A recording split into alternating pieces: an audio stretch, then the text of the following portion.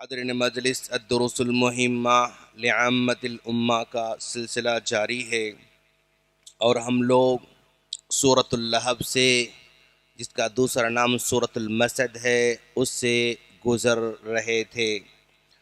اور اس صورت میں ہم نے ابو لہب کے بارے میں اور اس کی نافرمانیوں کے بارے میں، اس کے انجام کے بارے میں، اس کی ہلاکت کے بارے میں ڈسکس کیا تھا۔ آج آخری مرحلے میں ہیں، پہلے آیتیں پڑھیں گے، انشاءاللہ اس کو سمجھنے کی کوشش کریں گے۔ اعوذ باللہ من الشیطان الرجیم، بسم اللہ الرحمن الرحیم۔ سیصلی نارا ذات لہب وامرأته حمالة الحطب فی جیدها حبل من مسد۔ سیصلی، ان قریب وہ داخل ہو جائے گا، نارن، ایسی آگ میں، ذات لہب، جو بھڑکنے والے شعلے والی ہوگی، شعلوں والی آگ ہوگی، وَمُرْأَتُهُ، اور اس کے ساتھ اس کی بیوی بھی ہوگی، جو کہ لکڑیاں اٹھانے والی ہوگی، جس کے گردن میں پٹسن کی بنی ہوئی رسی ہوگی۔ یہاں پر اللہ تبارک و تعالی ابو لہب کے بارے میں اس کی زندگی میں ہی اس کے جہنمی ہونے کی خبر دے دی، اور یہ سورت نازل ہونے کے بعد بھی ابو لہب 10 سال تک زندہ تھا۔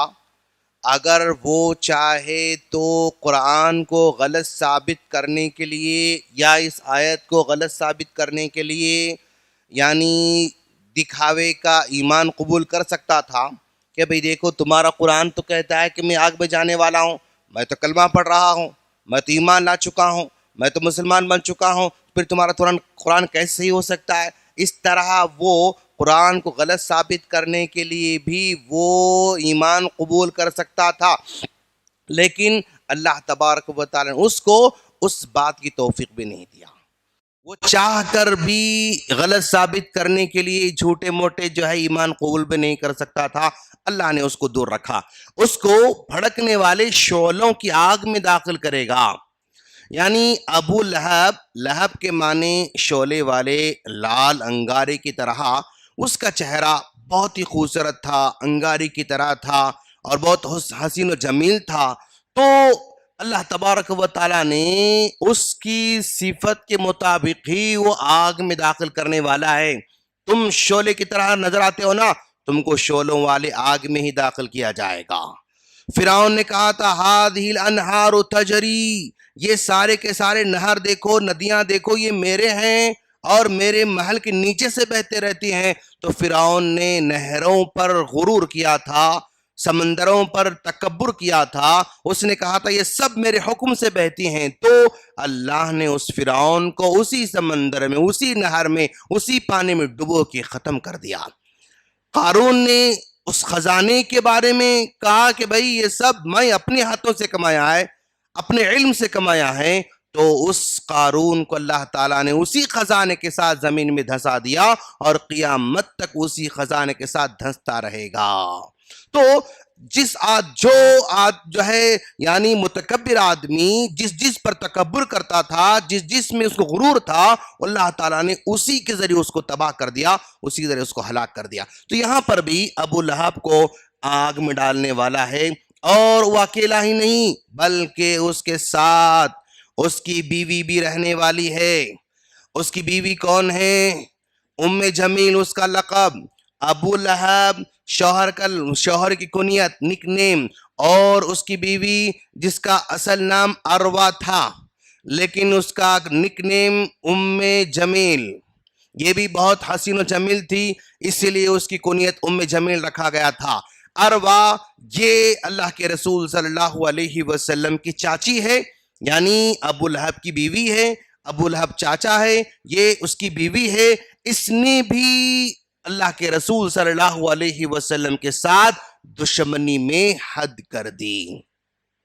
اب دیکھو آپ اللہ تعالیٰ کیسا سسٹم بنایا ہے، بھئی ایک طرف جو ہے ابو لہب اور اس کی بیوی ہے، اور ایک طرف ابو طالب اور ان کی بیوی ہے فاطمہ بنت اسد۔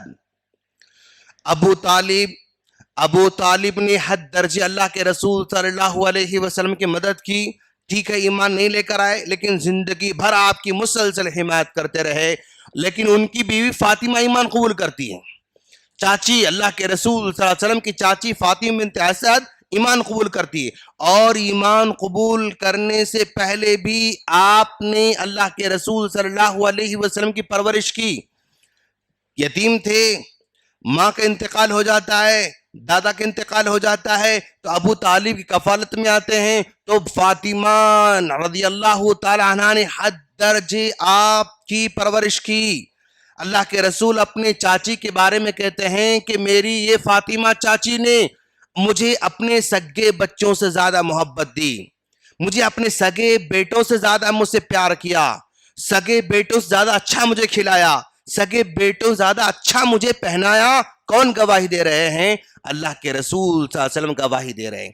یہ ہے فاطمہ رضی اللہ تعالیٰ عنہ جو اللہ کے رسول کے لیے جان بھی قدم بچھانے تیار ہیں، اور یہ ہے ام جمیل، اللہ کے رسول کی یہ بھی چاچی ہے لیکن یہ کانٹے بچھا رہی ہے۔ کتنا بڑا فرق ہے کہ ایک ہی خاندان میں رشتہ داروں میں ایک جان دینے تیار ہیں، یہ جان لینے تیار ہے۔ یہ عمدہ سے عمدہ کھانا کھلانا چاہتی ہے اور یہ کانٹے بچھانا چاہتی ہے، اور یہ عزت دینا چاہتی ہے، اور یہ اللہ کے رسول کے پیچھے پھرتے پھرتے پاگل مجنون جو ہے لقب دے رہی ہے۔ کہ اسی لیے یہ فاطمہ رضی اللہ تعالیٰ عنہا جب انتقال کر جاتی ہیں تو اللہ کے رسول صلی اللہ علیہ وسلم خود بذات اپنے قمیص کو آپ نے کفن کے طور پر دیا، ان کو اپنا قمیص حوالے کیا کہ میرے قمیص میں اللہ جو ہے میری چاچی کو کفن دیا جائے۔ قبر میں اترے، قبر میں اتر کر سیرت نگاروں کے کہنے کے مطابق قبر سے کہا اے قبر میری چاچی تمہارے پاس آ رہی ہے، میری چاچی تمہارے پاس آ رہی ہے، اس کو تم جو ہے عذاب نہ دینا، اس کو تم تکلیف نہیں دینا۔ قبر کے اندر مٹی کو صاف کر رہے ہیں، چھوٹے چھوٹے کنکر کو صاف کر رہے ہیں، دیواروں پر ہاتھ لگا رہے ہیں، اس دیوار پر ہاتھ لگا رہے ہیں اور کہہ رہے ہیں کہ یہ میری چاچی آنے والی تمہارے پاس مہمان بننے والی ہے، تم اس کو تکلیف نہیں دینا۔ اللہ کے رسول کس کے بارے میں کہہ رہے ہیں؟ فاطمہ رضی اللہ، یہ بھی چاچی ہیں، اس کے بارے میں کہہ رہی ہیں۔ اور دوسری چاچی ام جمیل وامرأته حمالۃ الحطب، یہ ایسی چاچی ہے جو جہنم میں لکڑیاں ڈھونے والی ہے، جہنم میں جانے والی ہے۔ اللہ تبارک و تعالیٰ نے بھی قرآن مجید کے اندر عجیب یعنی اتفاق دیکھیے آپ کیسے اللہ تعالیٰ 4 عورتوں کا اللہ نے تذکرہ فرمایا۔ اللہ تعالیٰ نے قرآن مجید کے اندر 4 عورتوں کا تذکرہ فرمایا۔ حضرت مریم ہے، اور نوح علیہ السلام، نوح علیہ السلام کی بیوی ہے، وامرأۃ نوح وامرأۃ لوط، اور لوط علیہ السلام کی بیوی بھی ہے، اور آسیہ یعنی فرعون کی بیوی کا تذکرہ بھی کیا۔ اب ذرا دیکھو آپ یہاں پر مریم علیہ السلام ان کی کفالت کرنے والے زکریا علیہ السلام، مریم علیہ السلام کی کفالت کرنے والے زکریا علیہ السلام انتہائی یعنی اللہ تبارک و تعالیٰ کے مقبول بندے ہیں۔ مریم علیہ السلام بھی اللہ کے مقبول بندی ہیں، زکریا علیہ السلام بھی اللہ کے بہت ہی مقبول بندے ہیں۔ اور نوح علیہ السلام کی بیوی آپ کی جو وائف ہے انتہائی نافرمان ہے، انتہائی نافرمان۔ یہاں پر اللہ تبارک و تعالیٰ کے مقبول بندے اور ہی بہت ہی پیارے بندے، اور ان کی بیوی بڑی ہی مبغوض بیوی ہے، ستانے والی بیوی، ٹینشن دلانے والی، کھٹ پٹ کرنے والی بیوی، اور نافرمانی کرنے والی بیوی، ایمان سے دور رہنے والی بیوی، بھڑکانے والی بیوی، شوہر کے خلاف جانے والی بیوی ہے نوح علیہ السلام کی بیوی۔ اور اسی طرح لوط علیہ السلام کی بیوی بھی بہت ہی نافرمان، حد درجے نافرمان بیوی ہے۔ اور فرعون حد درجے نافرمان ہے، لیکن ان کی بیوی آسیہ بہت ہی یعنی کیا کہتے ہیں اس کو، فرماندار ہے۔ اور ایک ہے کیا کہتے ہیں اس کو ابھی ابو لہب ہے اور ان کی بیوی ام جمیل ہے. ام جمیل یہاں دیکھو آپ، یہ بھی دونوں ٹاپ لیول کے اللہ تبارک و تعالیٰ کے پیارے بندے. یہاں شوہر جو ہے حد درجے اطاعت گزار ہے، ان کی بیویاں حد درجے نافرمان ہیں. یہاں پر شوہر حد درجے نافرمان ہے، بیوی حد درجے اطاعت گزار ہے. ابو لہب اور ام جمیل یہ دونوں کے دونوں حد درجے کے نافرمان ہیں، حد درجے کے نافرمان ہیں. اللہ کے بھی مخالف، نبی کے مخالف، رشتہ داروں سب کے مخالف ہیں. اللہ تعالیٰ نے کیسے، یعنی دنیا کے اندر سب لوگوں کو مثال کر کے بیان کر دے. دیکھو تم میں جوڑے کچھ ایسے ہوں گے جو دونوں کے دونوں حد سے زیادہ اللہ کے پیارے ہوں گے. کبھی ایسے ہوتا ہے شوہر بہت زیادہ اللہ تعالیٰ کا پیارا ہوتا ہے، بیوی بہت بڑی نافرمان ہوتی ہے. کبھی جو ہے شوہر حد درجے نافرمان ہوتا ہے اور بیوی جو ہے حد درجے اطاعت گزار ہوتی ہے، اور کبھی دونوں کے دونوں ہی ملعون اور جہنمی ہوتے ہیں. تو سب کے لیے مثالیں ہیں. شوہر نیک ہے، بیوی جو ہے مطلب نافرمان ہے. بھائی یہ کیا زندگی دیکھنا پڑ رہا ہے، میری بھی اتنی نافرمان ہے، کیوں مجھ پر عذاب بن کر بیٹھی ہوئی ہے؟ تو بھائی یہ تم ہی نہیں بلکہ تم سے پہلے انبیاء کرام کو اس طرح سے گزرنا پڑا. نافرمان بیوی ہے تو کوئی نیک آدمی یہ نہ سمجھے کہ بھائی میں اکیلا ہوں اس دنیا کے اندر. نہیں، تم سے پہلے تم سے زیادہ ستانے والی بیوی بھی گزر چکی ہے. اگر بیوی نیک ہے، شوہر حد درجے نافرمان ہے، وہ گلا کر رہی ہے تو نہیں، تم گلا مت کرو، کیونکہ تم سے پہلے فرعون گزر چکا ہے، آسیہ کا شوہر جو حد اطاعت گزار تھی لیکن شوہر ستانے والا تھا.